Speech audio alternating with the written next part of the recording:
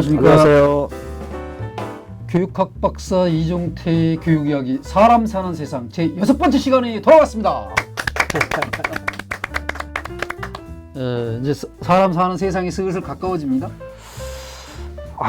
그랬으면 좋겠는데요. 그러니까 아직은 그 머릿속에 감이나 주변에서 출연하시고 이렇게 하시면서 반응들이 좀 있을 거 아니에요. 그거는 잘 봤다는 분들은 좀 있고요. 네, 근데 아직 댓글도 좀 있던데 보니까. 그랬나요? 네. 본 분들이 아직 많지 않아서 네. 제가 적극적으로 홍보를 해야 되는데 아직 기회가 잘 못 있습니다. OBC도 열심히 좀 구독자가 많이 늘어나고 있고 이 박사님 출연해 주시고 나서부터는 이 박사님 그러니까 또 이승만 박사도 생각나고 춤바람 이 박사도 생각나고 그러네. 그 대통령님은 이 박사가 아니라 리 박사. 리 박사. 그러시군요. 예.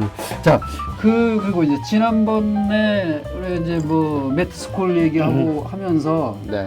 이제 학부모님들에게 조언을 하시는 과정에서 이제 이런 학교들을 좀 얘기를 좀 더 해보자 이런 얘기를 했고요. 오늘은 그 학교의 이야기를 좀 해주시기로 했어요. 학부모님들한테도 또 다음 기회에 또 더 다른 얘기 좀 나갈 테지만 학부모님들을 맡겨가지고 되는 건 아니니까 혁신 교육 개혁이라는 게. 그래서 학교란 뭔가 뭐 이런 말씀을 좀 진행해 주시기로. 네. 일단 지난번에 말씀드렸던 대안학교나 이런 이야기는 이제 조금 약간 지나서 그 전에 먼저 학교라고 하는 거에 대해서 우리가 좀 제대로 알아야 되겠다. 그래서 이제 학교란 무엇인가라는 제목을 가지고 이제 한 두세 주 이렇게 좀 얘기할 건데 그 의도는 뭐냐면 우리가 아이들이 태어나서 얼마 안 돼서부터 어린이집 유치원 다니고 나서 바로 학교 들어가고 지금 거의 예외 없이 16년을 다니는가요? 대학교까지 6년 3년 4년 그러니까 16년 학교 다니는데 그냥 아무 생각 없이 아침에 일어나면 세수하고 밥 먹듯이 우리도 사람들 그냥 다 이제 나이가 들면 학교를 가고 졸업을 해야 이제 세상에서 사랑구실을 할 수 있다 이렇게 생각하잖아요.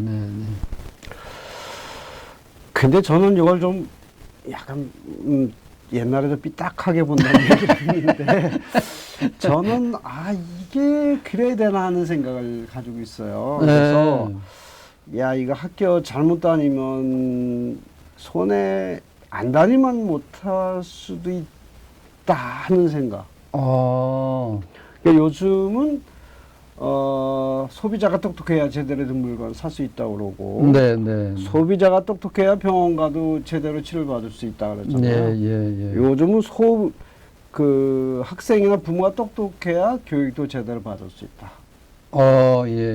그래서 학교 다니기는 다니되 제대로 알고 다니자. 그런 뜻에서 학교란 무엇인가라는 이야기를 좀 하려고 합니다. 학교가 뭐예요? 학교 뭐 옛날에 우리 순우리 말로 했던 백꽃 계집 오로지 배움집 뭐 이런 게 배움집이었던 것 같아요. 배움집 가서 배우는데. 학교는 배우는 데다. 학교는 배우는 데가 아니라 가르치는 데다라고 생각하는 사람이 더 많지 않나요? 그랬나요? 그렇죠. 이제 이렇게 그러면 그러네요. 그 배움집이었는데 옛날 우리말로도. 그거는 이제 그 선생님이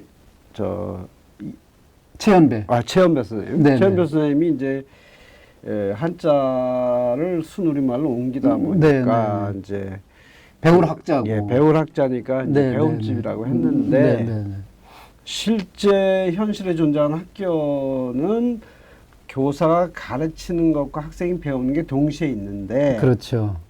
어느 게 중요할까요? 그 중에 가르치는 게 중심이었던 곳이 아닌가. 그렇죠. 그 문제 제기하시는 건데요. 이제 그거를 넘어서서 이제 학교라고 하는 것이 언제 어떻게 생겼고 학교라는 것이 무엇 하는 곳이냐 이 얘기를 약간 자꾸 이론적인 얘기인데 이론 얘기적인 측면은 좀 빼고 네, 아주 네, 그냥 네, 뭐 네. 평이한 얘기로 좀 생긴 지도 얼마 안 됐죠, 사실. 그 옛날에 우리는 서당이 있었던 것 같고 우리는 그렇죠. 그 현대 방식의 학교 제도는 언제부터 생긴 건가요?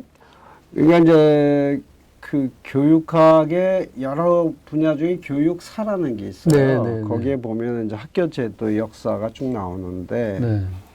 저 역사 속에서 학교가 처음 등장한 거가 언제냐 얘기하면 서양은 대략 기원전 7세기에 그리스 아테네에서 등장했다. 아마 뭐 소크라테스 뭐 이런 분들 나올 그 때. 이전. 그 이전 단계. 예. 그리고 소피스트들이. 그렇죠. 어. 소피스트 뭐 비슷하겠죠. 여하튼 이제 네. 그리고 이제 동양에서는 뭐 설에 따라 다른데 네. 되게 이제 주나라 때 학교가 이제 좀 일반화된 걸 하고 어떤 경우에 뭐 은나라에도 학교가 있었다는 얘기도 있는데 네. 뭐 지금처럼 뭐 뚜렷한 학교는 아니겠죠. 네. 근데 이 학교가 생기게 된 계기는 문화사적으로는 인류 문명이 발달하면서 특히 문자가 등장하면서부터 네, 네. 예전에는 어떻게 했을까요? 문자가 없었을 때? 없을 때 어. 그냥 배우는 거죠. 뭐 엄마 아빠 따라서 아장아장 걸으면서부터. 사실 그거는 지금도 마찬가지잖아요. 이제 어렸을 그렇죠. 때 예. 집에서 엄마 아빠 하는 거 따라서 하고 뭐 형 누나 뭐 이렇게 하는 거 따라서 하면서 배우는 게 사실 대부분인데 네, 네. 그러다 이제 문자가 발명이 되고 사실은 이제 사회 계급이 생기면서부터 이렇게 얘기합니다. 아, 예.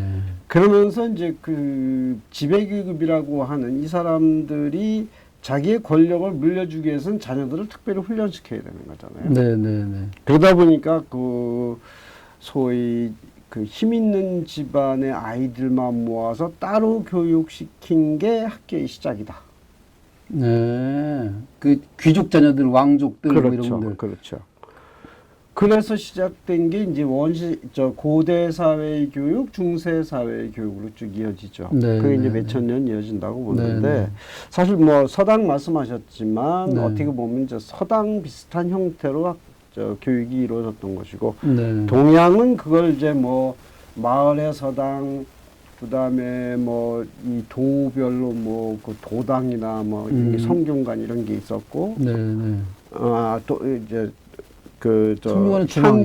향교 네. 서당 이런 게 초등 그다음에 네, 네. 이제 그 사학이라고 해서 조선 시대는 이제 중등교육관이 있고 중앙에 네, 네. 성균관 네. 고려 때 국자감 이런 게 있었잖아요. 네, 네, 네. 그래서 이제 체계적으로 국가가 교육을 관리했는데 서양은 그렇게 체계적으로 국가가 관리한 역사는 짧고 덜 체계화되어 있습니다. 뭐 그러나 공통적인 것은 아까도 말씀드렸듯이 이제 귀족의 자제들만 모아서 따로 일반인들은 문자가 뭔지 모르지만 그 사람들은 문자로 기록된 걸 가지고 교육을 해왔던 것인데 그러다 보니까 교육 내용이 대부분 다 그 지배자가 알아야 될 지식, 교양, 뭐 정치, 술 이런 것들이잖아요. 서양은 이제 문법, 수사, 논리, 웅변 이런 걸 중시했다면 뭐 동양에서 사서삼경 그게 다 양반이 왕을 어떻게 섬기고 어떻게 살아야 되고 뭐 그런 거잖아요. 뭐 충효, 그렇죠. 음양, 오행 뭐 이런. 예, 하여튼 뭔지 뭐 길게 얘기했습니다. 예. 그렇게 해오다가 아까 이제 질문하셨듯이 오늘날 우리가 보는 학교가 등장한 거는 역사적으로 얼마 안 돼요. 보통 우리 그 사람들은 우리 눈으로 보는 학교가 뭐 아주 옛날부터 있었고 앞으로도 계속 이런 학교가 있을 거다라고 부지불식간에 생각을 하는데 따지고 보면 지금의 역사가 길어야 300년 됐어요. 300년. 네. 그게 이제 서양에서 시작된. 근데 서양에서 이런 학교가 등장하기 시작한 게 제일 먼저 그런 시도를 한 나라라고 치면 이제 독일, 옛날 이름으로 프로시아라는 건데, 프로이센. 예. 프로이센. 예. 이 사람들이 국가가 의무교육 제도를 얘기하고 학교를 세서 강제로 그 국민들에게 이제 단열하고 시작한 게 대략 18세기 후반. 네, 네. 그러니까 19세기 후반, 20세기 후반, 21세기 됐으니까 21세기 초반이니까 이제 한 300년 채 안 된 거예요. 채 안 됐네요. 예, 예, 예. 그러다가 이제 19세기 초에 들으면서 프랑스, 영국, 그다음에 중반에서 미국 이렇게 이제 다 이제 퍼진 거고, 네. 2차 세계 대전이 끝나면서 이제 뭐 아시아, 아프리카 뭐 모든 데 다 이제 이런 학교 제도가 정착된 네, 거죠. 네. 우리나라는 언제 처음 이런 서양식 공교육 제도가 만들어졌을까요? 일제 때 아닐까요? 구한말에도 있었나요? 시작은 구한말. 구한말에. 1895년에 고종이 교육조서를 발표하면서 소학교령이라는 걸 발표합니다. 아. 그래서 그때 처음에 소학교라고 붙였고, 네. 일제시대 때 이 국민학교로 이름이 바뀌었지만, 네, 네. 그러니까 그 1895년에 최초의 학교가 생긴 거예요. 그게 무슨 학교더라? 이름을 그쪽 괴동인가 뭐 하여튼 그쪽인데, 네. 그러니까 지금 그다음에 이제 중등학교로는 경기고등학교가 처음 생긴 게 이제 1900년. 오래됐죠. 네네. 네, 착각하고 있었네. 일제 때만 소학교를 생각을 했는데, 그 전에는 직전. 예. 정말 구한말, 예. 그 소학교도 뭐 사실은 일본이 쓰던 이름을 아마 갖다 붙였던 것 같고요. 네네. 그 다음에 일제시대 때 이게 국민학교로 갔다가 해방후에도 쭉 사용되다가 김영삼 대통령 때 비로소 초등학교로 바뀐 거죠. 네. 그 저희는 어디 나왔어? 어디 국민학교 나왔습니다. 이러죠. 예. 그 국민학교라는 게 온 국민이 다니는 학교 이렇게 이해하면은 별로 불편하지 않은데 한국 신민을 줄인 말이라면서요? 예. 국민을 만드는. 그러니까 이거는 일본에서는 한국 신민이라고 얘기했지만 서양에서는 네이션 빌딩, 그러니까 네이션이라는 말이 민족이란 말도 되고 국가란 말도 되지만 한편으로는 국민으로 해석할 수도 있는 거죠. 그래서 서양은 이제 다양한 인종들이 모여서 하나의 국가를 이루다 보니까 이 사람들을 같은 생각, 같은 가치관을 가진 사람으로 이제 묶어내야 이게 이제 한 국가로서 통치가 가능하니까. 근데 이제 근대 사회가 오면서 왜 이런 학교가 만들어졌느냐 이건데요. 짧게 얘기를 해야 되니까. 여하튼, 이제 중세에서 근세로 넘어오는데 시민혁명, 산업혁명 이런 게 있잖아요. 그러면서 이제 그 이전에는 왕이 통치하는 나라지만 이제는 투표에 의해서 선출된 대통령이나 수상이나 국회의원들이 통치한 나라가 됐고, 대의정치제. 그러면서 이 다양한 사람들이 모인 나라를 하나의 깃발 아래, 국기 아래 이제 모이게 만들어야 되니까 우선 사람들의 가치관, 생각, 언어, 문화 이런 것들을 같이 만들어야 되죠. 이게 국민을 만드는 과정이라고 얘기를 하는 건데 그래서 19세기 초반의 교육을 교육사에서는 국민교육 시대 이렇게 얘기합니다. 국민을 만드는 교육 시대라는 거죠. 그런데 그 서양에서는 그게 국민이 뭐 시민혁명이 성공한 서양들이 꽤 있었으니까 그렇게 조금 말씀하신 거가 되지만 한국으로 오면 민주주의라는 말을 쓴 거는 뭐 해방 이후라고 봐야죠. 대한민국이라는 정부 수립 이후. 근데 조금 더 올라가 봐야 뭐 임시정부 정도까지 볼 수 있을 것 같아요. 그 이전에는 그냥 정말 한국 신민이거나 아니면 조선시대 왕의 백성들로. 신민이죠, 정말 신민. 그러니까 그 점에서 이제 우리 역사에서 뭐 시민혁명 단계를 거치지 않았기 때문에 여러 가지 이제 민주주의의 결함이 있고, 좀 한계가 있다고 얘기를 하는데, 뭐 그건 이제 그것대로 두고, 그다음에 또 하나는 이제 산업혁명 이후에 뭐 새로운 공장들이 만들어지고 네. 그럼 여기 일할 사람이 많이 필요하잖아요. 네. 그럼 농촌에서 이제 평생 농사만 짓던 사람들을 이제 하나하나 데려다가 이제 일을 시키게 되죠. 네. 네. 그러는 과정에서 이제 근대 국가라거나 왕이 통치하는 나라가 아니라 이제 대의제 민주정치에 의해서 뽑힌 새로운 이제 그 국가 지도자들이 다스리는 나라. 네. 그러면서 국민들은 이제 나름의 어떤 민주적인 생활을 하면서 대신 세금으로 국가를 이제 떠받치는 이제 그런 구조가 되잖아요. 네. 그럼 이때의 그 서양 각국, 나중에 전 세계 모든 나라들이 이제 필요한 게 관료들도 먹여 살려야죠. 외국과 이제 대항하려면 힘도 있어야 되죠. 말하자면 이제 국가가 경제적으로나 군사적으로 정치적으로 힘이 있어야 되잖아요. 네. 그걸 흔히 부국강병으로 얘기를 하는데 부국강병을 하려면 뭐니 해도 생산이 제대로 이제 많아져야 되는 거죠. 그럼 생산을 많으면 공장을 많이 짓고 여기에 이제 양질의 노동력이 이제 가서 일을 해야 되는데 그래야 이제 국가는 세금을 걷어서 부강해지니까. 그러면 이 양질의 노동력을 공급하는 것이 이제 새로운 과제가 된 거죠. 옛날에는 태어나서 할아버지, 아버지 따라서 그냥 들여나가서 일을 하고 그러면 뭐 가족 수가 많으면 생산도 많으니까 옛날에는 다산, 그러니까 자녀가 많아야 됐는데 이제는 이제 그런 농업 시대가 끝나고 산업화 시대가 되면서 어떻게 하면 양질의 노동을 기를까 말하자면 학교 새로운 교육 기능이 이제 부여되는 것이 노동력을 기르는 거다. 그래서 이제 근대 국가는 크게 두 가지 기능을 교육에다 요구하는 겁니다. 사람들의 생각을 통일시켜라. 열심히 일 잘하는 노동력을 길러라. 대신 교육을 하는데 드는 모든 비용은 내가 된다. 그래서 이제 근대 사회는 근대 국가, 근대 산업, 근대 교육제도 이것이 저는 이제 일란성 새 쌍둥이다 그렇게 얘기를 하는데 여기 뗄래야 뗄 수 없는 관계가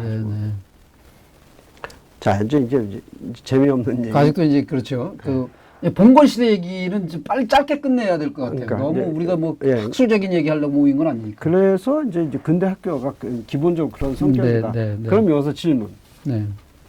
이 학교의 첫 번째 기능이 거기 학교 다니는 학생에게 더 관심이 있느냐, 그 학교를 운영하는 국가에 더 관심이 있느냐. 우리 역사, 민주주의 역사가 짧아서 우리나라는. 아니, 마찬가지. 서양도 그래요? 네. 물론 이제 그 강도의 차이가 있긴 한데, 제가 그래서 오늘 드리고자 하는 말씀의 핵심은, 오늘날 학교라고 하는 것이 보통 우리는 아까 뭐 남에서부터 그냥 아무 생각 없이 당연히 가야 되는 것이고, 학교에서 가르쳐주는 모든 것은 나한테 유익한 것이고, 그래서 우리는 학교 열심히 다녀야 되고, 사실 뭐 학교 졸업장 없으면 취직도 안 되니까요. 그렇지만, 이거를 냉정하게 생각하면 학교가 나 개인을 위해서 봉사하도록 만들어진 곳이냐, 아니면 국가의 목표를 달성하기 위해서 만들어진 것이냐. 당연히 후자잖아요. 그러니까 공교육기관, 그거는 공립학교든 사립학교든 관계없이 일단 국가에서 요구하는 백성, 그 노동력으로 길러지는 그것을 위해서 나는 가서 국가를 위해서 희생당하고 있는 거예요. 뭐 희생이라고까지 얘기하면 이제 너무한 표현이다라고 얘기할 수도 있지만, 아니 그러니까 저는 이제 이걸 우리가 좀 오해를 하지 말아야 되겠다고 하는 건 뭐냐면, 많은 부모들이 요즘에 걸핏하면 학교 가가지고 막 이렇게 손가락질에 삿대질하면서 막 항의도 하고 그러잖아요. 예전에 비해서 많아졌죠. 많아졌는데 물론 이제 자신의 권리나 요구를 제대로 표시하는 거가 나쁠 건 없는데 네. 저는 그게 자칫하면 별로 소득이 없는 일을 하는 것일 수 있다. 네. 말하자면 본래 학교는 각 개인이 필요로 하는 것을 채워줄 수 없는 구조다. 네. 네. 처음에 출발 자체가 사실은 많은 아이들을 데려다가 국가가 목표로 하고 그것을 학교에 부여한 기능에 따라서 너는 이런 것을 배워. 그리고 이렇게 훈련을 받아. 그래야 너는 착한 국민이 되고 이 사회가 필요한 사람이 된 거야. 지난번에 인재를 기른다는 네, 말씀했잖아요. 네. 인재를 기른다는 게 너는 이 사회에서 필요한 사람이 되라 하는 얘기예요. 네. 네가 되고 싶은 사람 되는 거는 나는 관심 없어. 네, 네. 근데 또 하나 그럴 수밖에 없는 구조적인 특성이 뭐냐면 학교는 각 개개인을 대상으로 가르치지 않잖아요. 네, 네. 집단으로 그렇죠. 가르치잖아요. 네. 그러니까 우리나라 학교가 특히 그런데 넓은 운동장, 이 운동장이 이만큼 넓지 않으면 학교 설립 인가가 안 나요. 네, 예, 교육법에 보면 초등학생은 면적 기준 같은 예, 게 면적 있죠. 기준이 있습니다. 네. 초등학교는 1인당 7제곱미터인가 그거 이제 그 중고등학생은 14제곱미터 이렇게 해가지고 근데 1000명이라면 1000 곱하기 14면 14,000제곱미터의 운동장이 있어야 되는 거예요. 여하튼 그거는 아이들이 마음껏 뛰놀 수 있는 공간이 있어야 된다는 면에서는 수긍이 가기도 하지만 많은 부분은 옛날 연병장에 군인들 쫙 줄 세워놓고 오와 열 맞춰 제식훈련 뭐 열병 분열 이런 거 했듯이 군사훈련 학생 여러분. 결국 이제 이런 집단을 모아서 획일적인 규율과 프로그램에 따라서 교육을 시킨다고 하는 것은 거기에 개개인이 보이지 않는다는 거잖아요. 근데 그런 학교에다 대고 왜 우리 아들은, 우리 딸은 이러이러한 대우를 못 받냐. 왜 우리 아들, 딸은 이런 특징을 가지고 있는데 왜 거기에 맞춰서 안 해주느냐 요구하는 거는 요구를 해야 됨에도 불구하고 학교가 그걸 제대로 해줄 수가 없다. 예, 그러네요. 이걸 원래 제대로 목적 알아야 그것도 아니고. 예. 그냥. 그래서 이거를 어려운 말로 연목구어라고 그러잖아요. 나무에 가서 고기를 구한다고. 예. 그러니까 학교에 다니면서 내 자녀가 원하는 개별적인 특성을 충분히 받아주는 교육. 이거는 지금의 학교 구조는 원천적으로 불가능하다. 예. 그리고 그 학교는 끊임없이 국가가 요구하는 목표를 달성하기 위해서 이제 노력을 해야 되는데 그 국가가 요구하는 목표라고 하는 것은 국가교육과정에서부터 또 국가가 세우는 교육 목표와 매년 발표하는 교육 계획 이런 게 있잖아요. 그러니까 거기에 가면 학생들이나 학부모는 예, 알았습니다. 열심히 하겠습니다. 외에는 할 말이 없는 거예요. 요즘 뭐 이제 5.31 교육개혁 이후에 수요자 중심 교육이다 해서 학교나 정부가 이런 국민들의 요구, 학생들의 요구에 귀를 기울이고 그걸 최대한 반영하겠다라고 얘기를 해서 많이 달라지고는 있는데 근데 보세요. 여기 학생이 1000명 있어야 아니 500명으로 줄여줍시다. 500명 있는데 수요자가 500명이 다 같은 얘기를 요구하는 거 아니잖아요. 그렇죠. 그럼 이 아이는 동으로 가자, 이 아이는 서로 가자, 이 아이는 뒤로 가자, 얘는 앞으로 가자 얘기하는데 이거 누구 요구에 맞춰서 이 학교 교육 아이들은 요구가 없을지 몰라도 이제 부모님들은 요구를 가지고 있을 수 있죠. 학교에 큰일 날 소리 하시네요. 아이들이 요구가 왜 없어요? 있어요? 거의 뭐 기능태화되지 않았어요? 불행한 말씀입니다. 근데 여하튼 아이들도 끊임없이 이게 분출한 요구가 있어요. 네, 아주 경기도 인권조례 할 때 제정하기 직전에 그 현장에 가봤는데 어른들이 와서 미성년자 뭐 성숙할 때까지는 뭐 막 이러면서 인권조례 반대하는 사람들이 있었어요. 중학생 하나가 저 미성숙한 아무개입니다. 어른들 뭐 뺨치더라고요. 결국은 그 경기도에서 제일 먼저 인권조례가 이제 통과가 됐죠. 그러니까 그건 뭐 자 우리 네. 교육사에서 굉장히 중요한 계기를 만든 건데 네. 여하튼 그래서 그 일단 제가 이제 오늘 시작할 때 학교를 다니기는 다니는데 학교를 제대로 알고 다니자. 그래서 네. 학교의 성격이 기본적으로 이런 거다. 네, 네. 그래서 학교에 요구할 건 요구하지만 그 학교가 가진 한계를 정확하게 알아야 우리가 요구할 것도 요구하는 거고 네, 앞으로 네. 학교가 달라졌으면 좋겠다라고 얘기하지만 네, 이 네, 학교를 네. 정확하게 알 때 이게 어떤 방향으로 어떤 부분을 변화시켜서 이 달라지게 만들 건가 예, 이런 예. 생각을 하자는 게 오늘 첫 번째 얘기였습니다. 아, 예. 그래요. 학교란 뭐냐? 오늘 이제 그런 얘기를 짚어봤고, 그래서 특성 자체가 이미 집단화해서 국가에서 요구하는 인재라는 제목을 기르는 게 목적이지, 개개인의 특성을 살려주기 위한 그분들의 개별적 취미나 특기나 이런 것들을 발굴해주고 하기 위한 그 목적도 아니고, 그 할 수도 없다. 이제 네. 너무 절망적인 얘기를 하러서 끝내는 것 같아가지고, 실제로 절망적이긴 하지만, 그러니까 이제 처음에는 할 때 이렇게 좀 충격을 주고 시작해요. 아, 예, 예. 그래도 뭔가 저 대안이 또 조금씩 나오겠죠, 이제. 그렇죠. 네, 네. 예. 그런 얘기는 다음번에 하는 것으로 하고, 예. 지금까지 교육학 박사 이종태 교육이야기 사람 사는 세상이었습니다. 시청해주신 여러분께 감사드립니다. 고맙습니다. 고맙습니다.